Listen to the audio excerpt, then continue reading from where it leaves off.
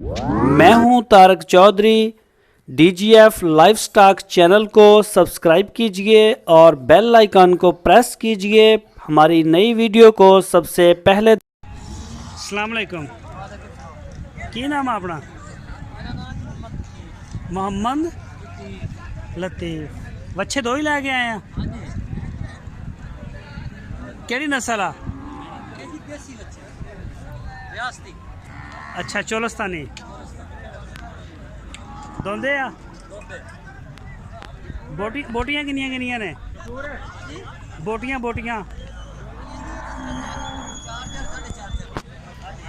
4 मन 4.5 मन दोवां दियां। ते मंगदे की हैं दोवां दा? यानी कि 1,10,000 एक दा 1,10,000। और वेखी 1,10,000 एक दा ते 1,10,000 एक दा। तो लगता किन्ना को भी दस सकते हैं? थोड़े वावा थोड़े वावा थोड़े लगते ने।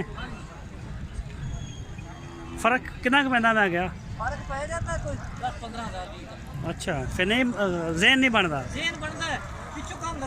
अच्छा, पिछू कम महंगा है।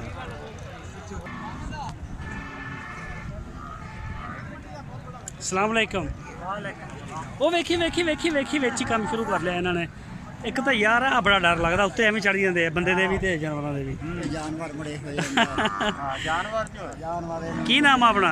अली अहमद। एक ही लैके आए हो? हाँ, काला भी?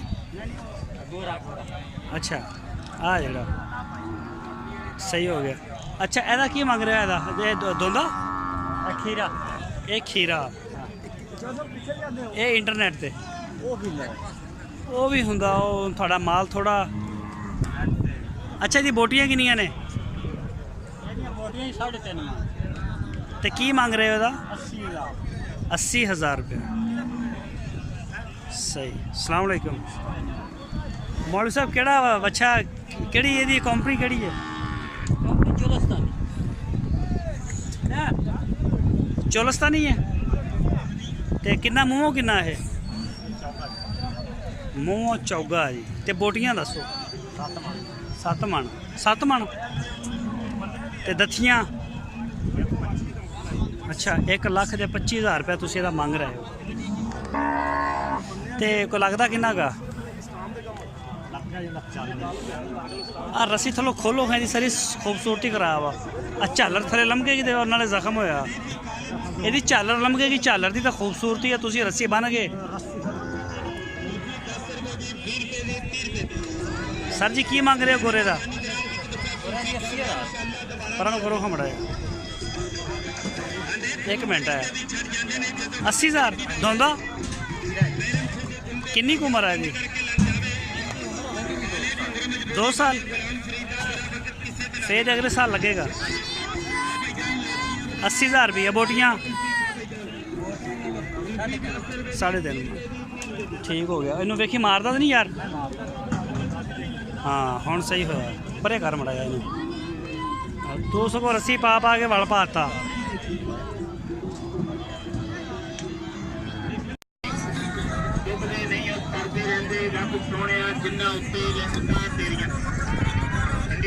अस्सलाम वालेकुम, की नाम है?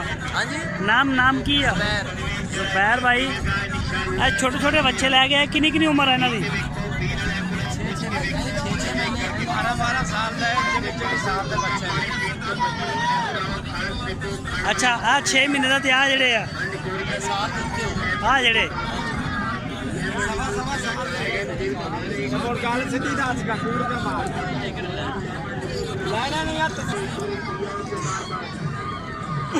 ते की मंग रहे हो पुट्ठे का? 32,000 रुपया। 7,000 और निका किन्ने दा? वेखी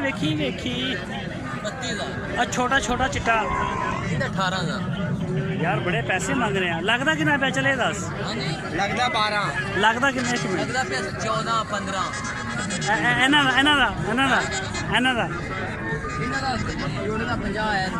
है 25,000 रुपया फी पुट्ठा लग रहा है।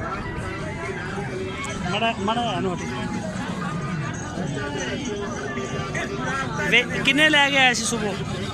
दो लेके आए थे ਅੱਛਾ 2 ਲੈ ਕੇ ਆਇਆ ਸੀਗਾ ਤੇ ਬਾਕੀ ਇੱਥੋਂ ਲੈ ਲੈ ਤੇ ਵੇਚਣੇ ਨਹੀਂ ਇਹ बेचने ने कौन ला सी